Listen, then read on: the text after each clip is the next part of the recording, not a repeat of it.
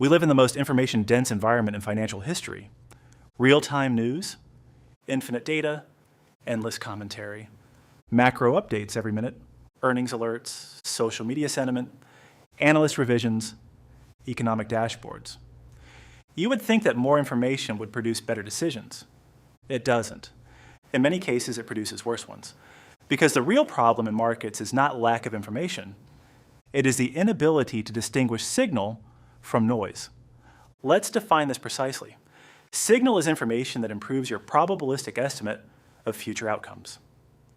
Noise is information that feels relevant, but does not materially change expected value. The problem is that noise often feels urgent, and urgency hijacks attention. Human cognition evolved to react to immediate stimuli. Markets exploit this perfectly. Every price movement feels meaningful, every headline feels actionable, but most short-term information does not alter long-term expectation. It only alters emotion. Claude Shannon, the father of information theory, defined information as reduction of uncertainty. True information reduces uncertainty. Most financial content increases it. It increases variability in perceived outcomes. It increases doubt. It increases reactive behavior. That is not signal. That is noise amplification. Consider this example. A stock drops 3% intraday. Headline: Markets react to growth concerns. What changed structurally? Often nothing. But the narrative creates interpretation. Interpretation creates action. Action creates volatility. Volatility creates more headlines. Feedback loop.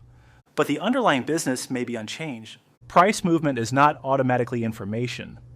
It is sometimes simply liquidity flow. Here's the core cognitive trap: availability bias.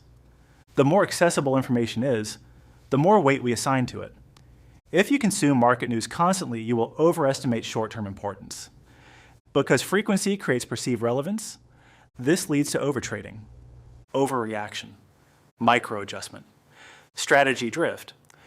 Research in behavioral finance shows that investors who check portfolios more frequently experience higher emotional volatility and lower risk-adjusted returns. Why? Because noise exposure increases decision frequency, and more decisions create more opportunities for error. Markets punish decision volume, not ignorance. Let's bring this into structural terms. In probabilistic systems, signal is low frequency. Noise is high frequency. Important structural changes are rare. Liquidity regime shifts, policy pivots, structural credit stress, secular technological shifts, these matter. But they unfold slowly. Daily fluctuations rarely alter structural probability, yet investors react to daily noise as if it were structural signal. That mismatch destroys edge.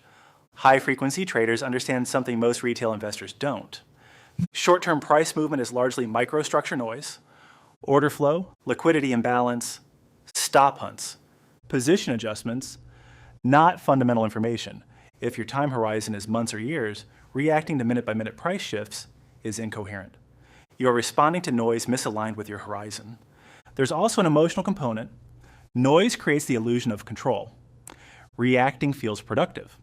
Adjusting feels intelligent. But often, inactivity preserves expectation better than action. Second-order thinking requires resisting noise. Expected value requires filtering signal. Robustness requires ignoring volatility that does not change structural risk. Now let's go deeper. Information overload reduces decision quality. Cognitive load theory shows that excessive input impairs reasoning capacity.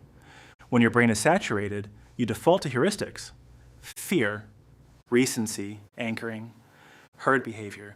More information can reduce clarity, especially when you lack a filtering framework. There's also the media incentive problem. Financial media monetizes attention. Attention is captured by novelty and fear. Extreme narratives outperform balanced analysis. So noise is amplified systematically, and if you rely on high-frequency commentary, you are consuming structurally biased input. Noise is not accidental, it is engineered. Let's make this brutally practical. Before reacting to information, ask, does this materially change long-term expected value? Does this alter liquidity structure? Does this affect macro regime? Does this impact balance sheet solvency? If the answer is no, it is likely noise. not signal. Another useful filter: would this matter if I only check my portfolio once per month? If not, it is noise relative to your horizon. Investors rarely define their informational horizon. Without horizon clarity, all information feels equally urgent, and urgency is destructive. There's also the illusion of pattern recognition. Humans detect patterns even in randomness. Short-term price movement invites pattern projection. Head and shoulders, triangles, channels, but many patterns dissolve statistically over time. Without rigorous validation, pattern recognition becomes narrative construction. Signal requires statistical edge. Noise feeds narrative bias. Professional investors often reduce information intake intentionally. They define review intervals. They ignore intraday fluctuation. They focus on structural indicators because they understand that clarity comes from constraint, not abundance. Now here's the paradox. You need information to operate in markets, but you must control exposure to it. Too little information leads to ignorance. Too much leads to instability. Signal extraction requires discipline. Framework first, information second. Let's connect this to expected value. Noise increases variance in perceived probability. Signal refines probability. If your probability estimates swing daily with headlines, you are noise-driven. If they update gradually with structural data, you are signal-driven. Consistency emerges from stable probability frameworks. The uncomfortable truth: most investors do not suffer from lack of intelligence. They suffer from unfiltered information. And unfiltered information creates fragile decision systems.